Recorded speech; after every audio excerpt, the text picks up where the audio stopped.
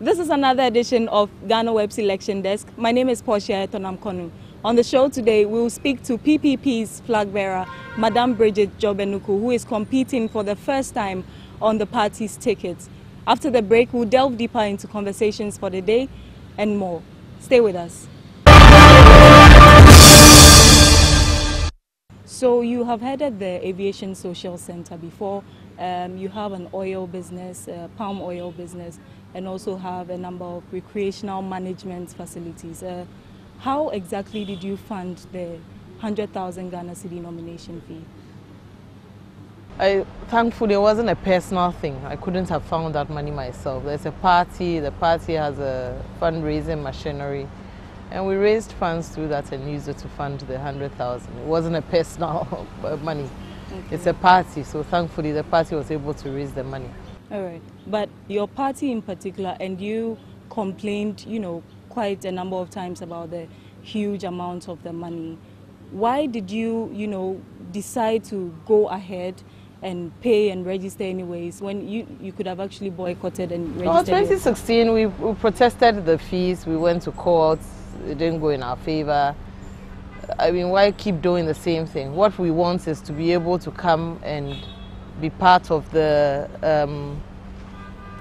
governance process, the democracy of Ghana. And if we can get people who are willing to fund us to participate in the elections, why not? We can, we'll go ahead. There's something we want. We have a vision. And the vision, we shouldn't let the money stop us. And if there are people who believe that we will be able to achieve that vision through participating in the elections, okay, then they support us and we go ahead with it. All right. Briefly, what is that vision about? Oh, I think that our policy statement says it all. But to sum it up, the PPP is looking forward to having a just and disciplined society with prosperity and livelihoods for all. And that is what we are working towards in Ghana. You are an ex-beauty queen. Do you think that your description, once your name is mentioned... I'm not an ex-beauty queen. I'm Miss Ghana 1991. Mm-hmm. So if you go back to 1991, so yes, Miss Ghana 1991. That is not the only achievement I have. Let's take the women in their own right as women. Okay. And a beauty queen does not... it's just an iota of all the other things that I have or I am. And therefore, and especially as you are a woman, let's give credit to women in their capacity as what they can contribute, as rather than defining them in a certain space to make them feel like they are limited. We have a lot more we can share, a lot more experience, but if you limit it to say I'm an ex-beauty queen, something I did 30 years ago. But that will not stop following you. It will not stop following me, but that should not define me. Exactly. So do you think that that description of you, anytime your name comes up, best fits you in the race? Do you think that... I don't know. I don't think it should. But you as a media person has just defined me as such. And maybe it's up to you, the media, to change the rhetoric and say a lot more of what I am. Exactly, how do you want us to know you for? There's a lot more from my profile that they know me for. I'm a mother, for example, of a teenager. I'm proudly a mother. I've been a sportswoman. That has followed me all my life. Nobody talks about that. I'm educated enough. I've headed institutions. I'm a businesswoman, an entrepreneur working with women in the Volta region and producing world-class, if I dare say, palm oil. I am a woman who runs an NGO which has trained and mentored several, I dare say about 400, 500 young girls. There's all that to me. Okay. I'm a person of many parts, not just a beauty queen from 30 years ago. And I think that you, the media, will help us move away from that rhetoric. Are you tired of people calling you an ex-beauty queen? I'm not tired of it as much as it is. What is beauty? I mean, beauty is fleeting, as the Bible even says. It will pass. And I didn't make my beauty. I didn't achieve it. It is something, thankfully, it is something that I am, but it is tired. 30 years ago, there's got to be a lot more to me than just my looks. Okay. And if I'm going to dwell on that and think it's because of beauty that Ghanaians will vote for me. Indeed, I've heard people say, oh, Mwafe will vote for you. But at the end of the day, there's got to be a lot more I can offer. And there's got to be a lot more from what I have experienced beyond the 30 years than just remaining a beauty queen. Okay, so what can you offer Ghanaians if they vote for you as the first female president of the country? Well, from the get-go and where we are in this country now, I think I have unity to offer, unity and peace. When we talk in the PPP about an inclusive government, that is what we are talking about. We are so divided right now along party lines and even, I dare say, along ethnic lines, that there's got to be a way that we can take pride in being Ghanaian again and not of one party or other. So when we are talking about our governments in the PPP, talking about the just and disciplined society, it is also to do with an inclusive government where everybody counts as a Ghanaian and everybody is empowered to express their Ghanaianness, if there's anything like that, and also partake in the good and the productivity of this country rather than just an elite, political elite, few people taking everything and sharing it amongst people of their party alone. Okay. A story of you on My Joy Online quoted you, or with the headline that we need to depoliticize the security service. What exactly was your basis for, saying that? Well, now we know that when the security, because of the winner-takes-all system, the president is in a position to appoint everybody. And what has happened is that you can tell that the security services have also been politicized. So all I'm saying is we should depoliticize it.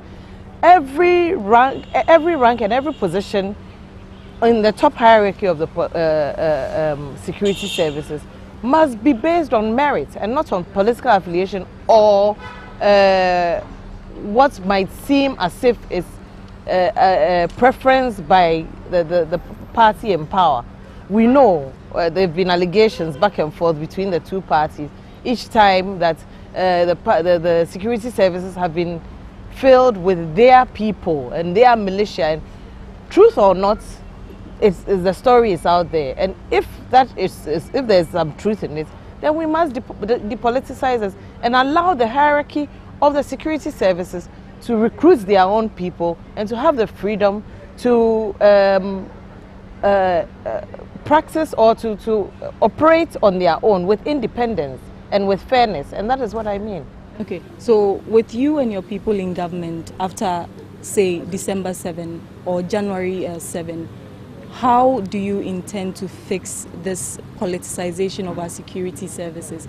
And what are some must work on merits. And we've always spoken about meritocracy. And of course, public sector reform. So it doesn't only go to the security services, it goes through all the public sector institutions where the people must be, so long as the person is skilled and has the knowledge, they must be empowered to choose or to select their own leaders through merits, through the fact that the person is skilled, the person has earned the position, the person is capable of doing the work. And not because they are affiliated or related to anybody in government or in a political party. And that is the way we're going to do it. Pure meritocracy. We used to have that. My father by himself was in the security services. And we saw that degenerate in those times when the lower ranks took up arms against the senior ranks and completely forgot about the fact that people earned their ranks on merit. We must go back to that. It worked and it was a good thing. Okay. Somewhere last month on TV3 Key Points, you made mention of the fact that women play better roles than men. I am a bit curious, how do you defend this, since we've actually women played better roles than men where? In governance, in politics, in everywhere, wherever they are put at. how do you defend this, considering the fact that we have had men play very top, roles in government and in politics and, in basically all spheres of life? Well, you can't compare because you haven't let the women in. If you let the women in, if you pass the affirmative action bill and let the women into parliament, I mean, you are comparing 15% of women. You can't compare 15 to 85%. By all means, if you let in an equal number of women, we can say that they are capable. Look, we have 51% of women in this country, so we outnumber the men. And by virtue of the fact that you are cutting out half of your resource in leadership, will tell you that you are cutting off your own arm. Let in that 51% and you will see the resource that you have who play the role. And frankly, as with us women, we have a style. We bring on that emotional intelligence, which most men do not bring on. With most men, it's a lot of superficial, it's what's to show for. For us women, it's more in-depth and what touches the person. Because we are the ones who carry children. We are the ones who bear them. We are the ones mostly who bring them up. I mean, comparatively. We are known to be careless. We are known to be compassionate. We are known to be more emotionally in tune. And emotion is everything. I mean, yes, there can be bad emotion, but most times good emotion outweighs bad emotion. Women are less corrupt. I mean, the surveys have shown, Harvard Review and all those things have shown, women are less corrupt. Women are more in-depth in doing things. So when you say that women will play better leadership roles, unfortunately, we don't have examples here. But we talk about Rwanda, for example, which has 66% of women in parliament. There's a big difference with their development. If you talk about recent occurrences worldwide, COVID, for example, the countries that fought and succeeded in battling COVID, 8 of them were headed by women, and they were very successful in the early days of COVID. So there's got to be something set for those women in leadership. I know that there's an argument that, oh, those women are excellent anyway.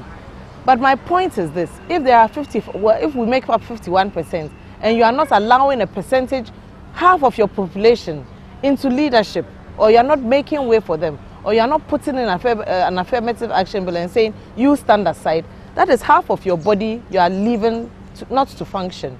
And if you let them in, it doesn't only become a women's issue or a success for women. It is a success for Ghana. It's a success for all of us, men and women. So that is what we are pushing for. Not just, oh, let women in. So we are not there to show off what we have. We are there to make a difference in the development of this country. Okay, but in your position, I'm sure you've visited quite a number of communities or towns across the country.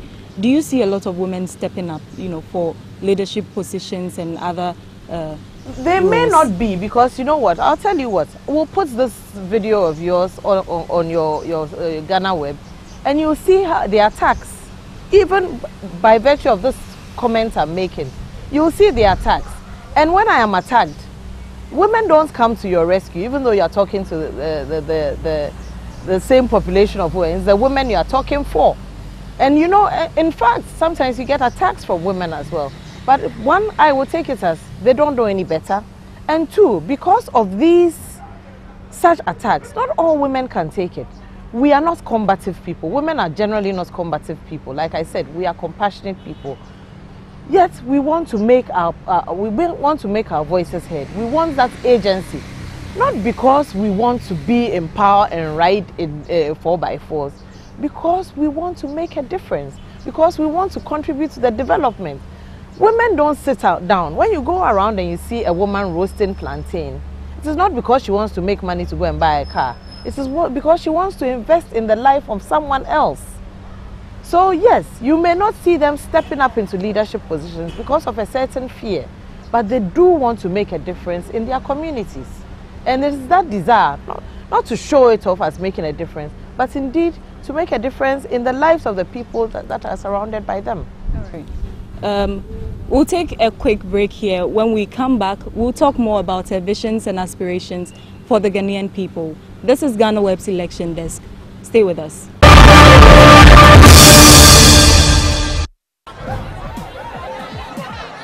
Powers and principalities. There's so much fire inside me. Tragedy struck when part of the largest hillside at the kosher rubbish dump collapsed. It's going to be fun to see how he goes about approaching this game.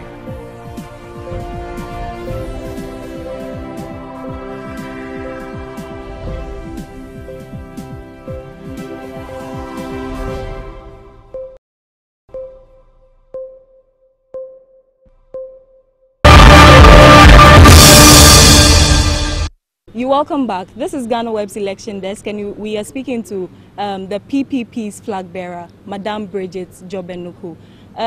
Before we went on the break, we were talking about women and places in government. Based on everything that you've said, would you say that the men have failed us over the past 50 years? I mean, here we are now. What do you think? Have they done us any good? How far have we come? What is there to show for? Where is our health care? Where is our education? Where is our social justice? How are people doing on the streets? What have they done? Whatever they have done, has it touched the average Ghanaian's life? And how improved are their lives? This is what we should be asking. So have they failed us? They probably have. But this is, you see, I say people do what they know how. And they will do what they are celebrated for. So far, this is how far they've brought us, and this is what we can thank them for. So I think that question should be answered by every Ghanaian to say, has it been done right by me as far as we have come in Ghana? And answer it for yourself. You know, women are doing a lot for Ghana. I think even from Independence Days, there are women whose names are mentioned, I can't say it from the top of my head right now, who were in the background. But let's step up. Sometimes we are afraid of being judged. Oh, they'll say this. Oh, people will say that. Let people say. I know there's an inscription at the back of some trotro. Let them say. Let them say. I think it is ultimately what you want and the difference you want to make, no matter how small. But in saying so, yes, you need governments to put in structures for you. Call for them. If for nothing at all, if you can't stand in a position. And you see, in the PPP, for example, we want the Ghanaians in their communities to be able to vote for their own local government, their MMDCs, their DCEs. As a woman, step up from there. Step up into the assembly if you want your voice heard. And as much as possible, if you want a difference made in your life and the lives of your children, you must be able to step up. It's a first step. My first step happens to be this huge one. But at least your voice must be heard. And you see, if we sit back and say, have the men failed us, maybe we also have not helped them by expecting so much of them. I don't think that what we expect of men, sometimes they expect of themselves. So we burden them a lot when we say they ought to have done this, they ought to have done that. Let's add ours to it. All right, we'll move on to some PPP questions. Now, in 2012, I would like to read to you that under the leadership of Papa Kwesi Ndum, in 2012, PPP managed to pull around 0.59% of votes and came third. In 2016, PPP also came up with managed to pull about 0.99% and also came third. Do you think PPP under your leadership, a female, would do better? I believe so. And it's not because I'm a woman. Well, it's not only because I'm a woman. That would count. But also because PPP has shown its face to be the third force indeed. And a lot of people are calling for an alternative, a third force. Also because Dr. Papa Kwesi Ndum indeed grew this party, founded it in 2012. Even then it came third. 2016, even when we were disqualified. And it's interesting this question comes up today because today on my Facebook reminders, memories, it showed me that we won the case against the EC to be put back on the ballot paper this day 4 years ago. And even then, coming back onto the ballot, We won, we doubled our votes. So there are people who believe in the PPP. There are people who believe that we need a credible third force. And based on all that, and maybe in addition to the fact that there's a woman on board now, yes, we're going to increase our votes and possibly make a big difference this time around. But don't you think that the troubles of Papa Kwesi Ndum will affect the party's chances? I don't think so at all. We were in the marketplaces yesterday. We were in Agbogloshi market, and there are women there whose monies are locked up, but they said, we understand what you're going through. And they do understand. And they are in support of us as well. But hopefully, that's when we win, they will get their money. So that is that the a plan. promise to the people? I'm not promising anything. I'm saying that this is what the women have are hoping. And who knows, if, yes, a lot of, it's not only people's money that has been locked up that is the big issue. A lot of people have lost jobs through the banking crisis and the banking reform. And that is what we should be concerned about. People's monies, yes, hopefully government says they are paying, and when this case is over, they will be paid. But it is the people who have no jobs, the thousands of people who have had to go and sit at home because this banking sector reform was done en masse without consideration for the Ghanaian who needs to earn money and also contributes to the development of this country. Okay. Does the PPP have the men and women to deliver? Ghana has the men and women. It's not just the PP. We are not interested in forming a solely PPP government. Like I told you, we are interested in inclusiveness. Ghana has the men and women, and has a lot of men and women also in the diaspora that we will invite to bring in. And so long as they are skilled, they are knowledgeable, and they fit the bill, it doesn't matter whether you are PPP, NDC, NPP, whoever, you are qualified for the role, we will give it to you. Rather than find our own people and put them in as square pegs in round holes. Can you give us 5 of the people that you intend to include in your government if you win?